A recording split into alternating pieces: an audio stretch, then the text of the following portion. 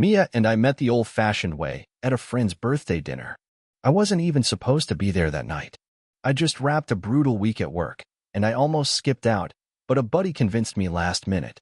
She was sitting across the table from me, sipping a glass of red wine and laughing at something I'd missed entirely. That laugh is still burned into my memory. Loud, honest, completely unself-conscious. We didn't talk much during dinner, but we ended up walking to our cars at the same time, and that's where it really started. I asked her if she wanted to grab a coffee sometime. She said, "You mean right now?" We sat in a dingy little cafe until they turned off the lights, talking about nothing and everything. We moved fast, but it didn't feel rushed. It felt natural. Within a year, we were living together.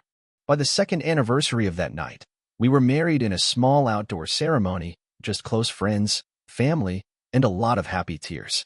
Mia was everything I didn't know I needed: funny, expressive, completely driven in her own way.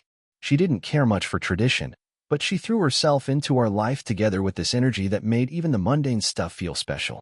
We bought our first home in a quiet neighborhood just outside the city. It was a 3-bedroom with a drafty back porch and a kitchen that needed a total overhaul, but we loved it. Saturday mornings were for farmers markets and DIY projects. Sunday nights were for wine and Netflix marathons. It wasn't glamorous, but it was good. It was ours. Mia had a sharp creative streak. She freelanced as an interior designer and started building a client base pretty quickly. I worked in IT, a little more structured, a little less flashy, but steady. I loved coming home to her world of textures and colors and music playing from some corner of the house. She had a habit of humming while she worked, little bits of songs she never remembered the words to. It made the house feel alive. Our friends used to say we were the solid couple, the one you could count on. Holidays, birthdays, random get-togethers. We were always there, always in sync. I genuinely believed we had the kind of bond that would hold through anything. At least, that's how it felt back then. If there was one thing Mia and I always agreed on, it was that the best parts of life were in the small details. She used to say happiness was about how you spent your Tuesday afternoons, not just the big milestones. And we really lived like that. We didn't need grand gestures to feel close. We had 100 little things that kept us connected. We had our routines. In the mornings, I'd make the coffee while she handled breakfast, usually some kind of yogurt or toast concoction she claimed was healthier than it looked. On weekends, we'd take long walks around the neighborhood or drive out to antique shops a few towns over. Mia loved finding old pieces with character, as she put it, and I learned to appreciate the hunt even if I didn't always see the vision right away. Work was steady for both of us. I'd settled into a managerial role at the IT firm where I'd started as a junior tech years earlier. Mia had built a name for herself as a designer people trusted, mostly referrals, but her portfolio was solid, and she had a knack for making clients feel heard. She'd come home with stories about eccentric homeowners and last-minute paint crises, and I always loved seeing her light up when she talked about her work. We entertained a lot, too. Not in a show-offy way, just small dinners with friends, barbecues in the backyard, holiday brunches where we'd spend the morning bickering over the playlist. Mia was a natural host. She remembered people's favorite drinks, made sure the lighting was just right, always added some unexpected detail that made guests feel welcome. I handled the grilling and cleanup. It worked. We didn't have a roadmap for our relationship. We talked often, made plans slowly, adjusted when life threw us curveballs. When we decided to start a family, it wasn't some dramatic moment. It was a quiet agreement over a lazy Sunday breakfast. Mia said she was ready, and I realized I was too. That's how most of our big decisions happened. Gently, respectfully. Looking back, those were the years I felt most grounded. We were a team. We tackled everything together: mortgage applications, garden disasters, chaotic travel days, even those long nights when our first child wouldn't sleep and we were both running on caffeine and stubborn optimism. It wasn't perfect. Nothing ever is. But it felt real. It felt strong. And I truly believed we were building something that would last. Mia gave birth to our third child, a little boy, on a chilly Monday morning in early spring. I remember watching the sunrise through the hospital window, pale gold light cutting across her face as she cradled him in her arms. She looked tired, but content. The kind of exhaustion that comes from doing something extraordinary. I held him not long after, still sticky and swaddled, and for a moment, the noise in my head just stopped. 3 kids. A full house. A full heart. We named him Caleb. It was Mia's idea. She said she'd always loved that name. though I didn't remember her ever mentioning it before. But I didn't care. He was perfect. Round cheeks, strong grip, wide blue eyes that blinked up at me like he was already trying to understand this place. I remember thinking how different he looked from the other two. Not in a way that struck me as odd, just different. Babies always are. Life shifted again, like it always does after a baby arrives. The sleepless nights came back with a vengeance. Bottles, diapers, crying fits that echoed through the house at 2 a.m. I returned to my old role, middle of the night pacing, heating milk, walking the floors while trying not to stub my toe in the dark. Mia took longer to bounce back this time. She said it was hormonal. Said she just needed space, more rest, fewer questions. I gave her what she asked for, but something about her felt distant. Not cold, just slightly removed. Like she was somewhere else even when she was in the room. It was subtle, nothing I could point to directly. She still took care of the kids. She still laughed when something genuinely made her laugh. But those little moments of closeness, the quick kisses, the affectionate teasing, the way she used to reach for my hand without thinking, they started to fade. And not because we were overwhelmed. This was something quieter, harder to name. I chalked it up to stress. 3 kids will do that to you. I figured we'd reconnect once we found our new rhythm, like we always had before. We'd been through tougher seasons. We knew how to survive in the mess of it. At least, that's what I kept telling myself. She still looked amazing, maybe even more so. I joked once that motherhood made her glow. She rolled her eyes and said, "Yeah, glow from zero sleep and crushed cereal in my hair." But she didn't smile the way she used to when I complimented her. She used to lean in. Now she just brushed it off. I thought maybe I was imagining things. That the distance I felt was just exhaustion playing tricks on me. I had no idea what was actually happening. Not yet. The first time I had the thought, really had it, it came out of nowhere. I was brushing my teeth, watching Mia through the cracked bathroom door as she got dressed in the bedroom.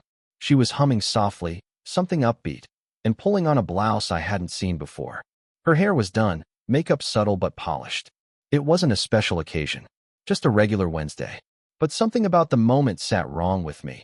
Not in a dramatic way, more like a weight I couldn't name pressing against my ribs. She looked beautiful. That wasn't the problem. She always had.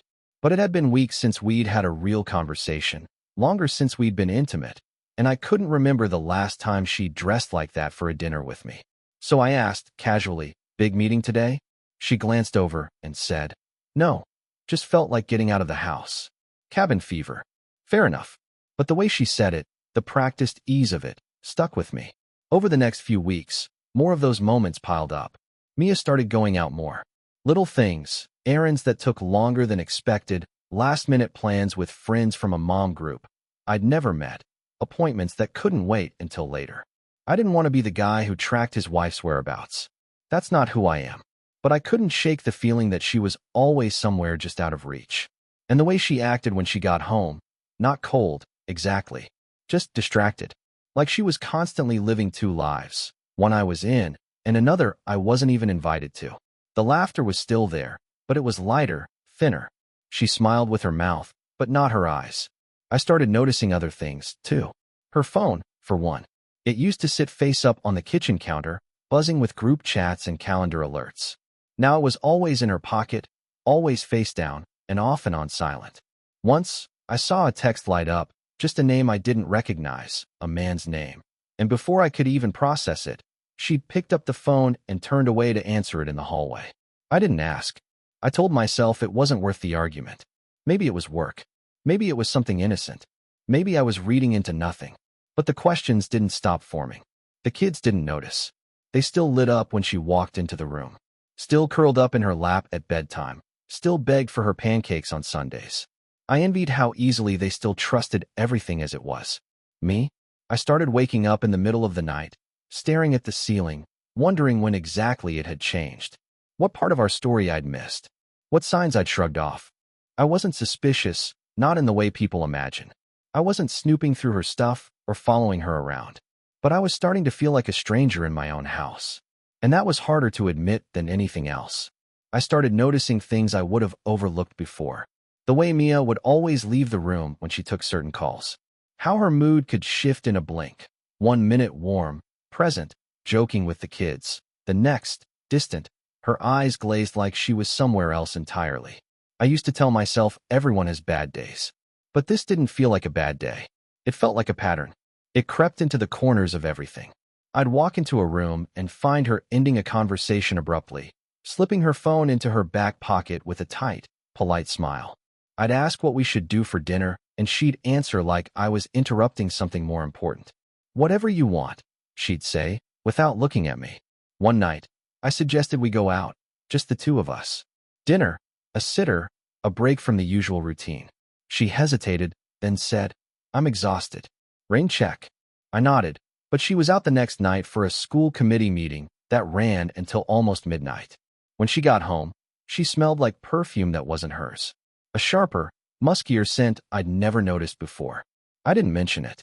I just logged it in the part of my brain that was starting to collect these moments like puzzle pieces that didn't quite fit. I tried to focus on the kids, on work, on the things I could still hold on to. The kids were growing fast. Caleb had started crawling, and the older two were deep in after-school activities and endless questions about the world. I threw myself into fatherhood the way a man does when he needs something solid beneath his feet. I told myself this was what mattered. This is where I could still show up and be needed. But at night, when the house was quiet, I couldn't stop turning things over in my mind. I started remembering conversations from years ago, moments I'd dismissed without a second thought. I remembered a trip Mia took when our second child was just a toddler, some last-minute design job she said couldn't wait. She came back tired but glowing, talking about the thrill of creative work and how much she'd missed that version of herself. I remember thinking, she looks like someone who just came back from a vacation, not a client project. But I let it go. Now, I wasn't so sure what I'd let go of. Still, I didn't ask. I didn't accuse. I didn't even hint. I wasn't ready to hear something I couldn't unhear. I told myself maybe it was postpartum depression. Maybe she was burned out. Maybe she needed space and I was just being selfish. But in the quietest parts of my mind, I started asking myself the hardest question I'd ever faced. What if I'm the only one who thinks this is still a marriage? It started as a thought I tried to ignore. Something low in my chest, almost shameful to even entertain. What kind of man questions the paternity of his children? What kind of father looks at his kids, the same ones he's tucked in, fed, bathed, and loved unconditionally for years, and wonders, are they even mine? I hated myself for even thinking it. But the thought didn't go away. It settled in, like dust in the corners of a room you stop noticing until the light hits just right. It wasn't just one thing. It was everything. The timing of Mia's pregnancies. The way each child bore a little less resemblance to me than the last. Our daughter had Mia's eyes, sure, but the hair, the jawline, the mannerisms, they didn't come from my side of the family. And the boys? They looked like each other, but not like me. Not in any way I could trace. I know kids can take after grandparents, uncles, long-lost traits that skip a generation. I know all of that. But there was something about it that nagged at me, and I hated that it did. I didn't tell anyone. Not friends. Not family. Definitely not Mia. I couldn't stomach what it would mean to say it out loud, to admit that a part of me, a part one couldn't silence anymore, believe there was a chance I'd built this entire life on someone else's foundation, that I'd spent 15 years as a husband and father, and that maybe, just maybe, none of it had been real. One night, after everyone was asleep, I sat in the garage with my laptop. I typed in the words discrete DNA testing for paternity and stared at the screen. I didn't click on anything right away, just stared. Eventually, I ordered 3 tests. Quietly, carefully. When they arrived, I hid the packages in the trunk of my car until I could collect the swabs without anyone noticing. I felt like a criminal, sneaking into my own children's bathroom, brushing their toothbrushes for stray DNA, sealing them in small bags with a code I knew I'd never forget. The hardest part was sealing the envelope. Once it was done, once I dropped it in the mailbox, there was no taking it back. No one knowing. I drove around for an hour afterward, aimless, my stomach in knots. What was I hoping for? That I was wrong? That I was paranoid? That this was all in my head? Or had I already made peace with something I hadn't even confirmed? The results would take a few weeks. I told myself not to obsess, not to watch the clock. But every time I looked at Mia or the kids, I found myself studying their faces in a way I never had before. Looking for proof. Looking for reassurance. Looking for a reason to believe this test would come back and prove me wrong. But deep down, I already knew it wouldn't. I don't remember the exact day the results came, just that it was quiet in the house. One of those soft, cloudy afternoons when everything feels like it's moving half a step slower. I opened the mailbox like I always did, bills, junk, flyers, and then there it was. A slim white envelope with no return address, just the lab logo in the corner. My heart didn't race. My hands didn't shake. It was more like the stillness came over me, like the world held its breath. I sat at the kitchen table for a long time before I opened it. The kids were upstairs, and Mia had taken the car to the store. I don't know what I was waiting for. Maybe I thought if I gave it a few more minutes, I'd somehow be ready. But there's no preparing for something like this. I slit the envelope open and read the first line. Then the next. And the next. Child A, not a biological match. Child B, not a biological match. Child C, not a biological match. All three. I read the report 3 times just to make sure I wasn't missing something. There was no mistake, no ambiguity, no margin of error large enough to soften the truth. None of them were mine. 15 years. 3 children. Every first step, every fever, every bedtime story, none of it tied to me by blood. The house we built, the birthdays, the milestones, the memories, all built on a lie I hadn't even seen coming. The shock wasn't loud. It was quiet. Like something inside me just folded. I sat there staring at the paper while the house buzzed gently around me, unaware of what had just happened. I didn't cry.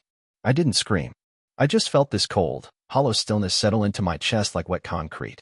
The kids came downstairs an hour later asking what was for dinner. I smiled. I made pasta. I listened to them talk about school and friends and whatever show they were into that week. I didn't let on that anything had changed. But inside, something had broken, and there would be no putting it back together. That night, I lay in bed next to Mia and stared at the ceiling while she scrolled on her phone beside me.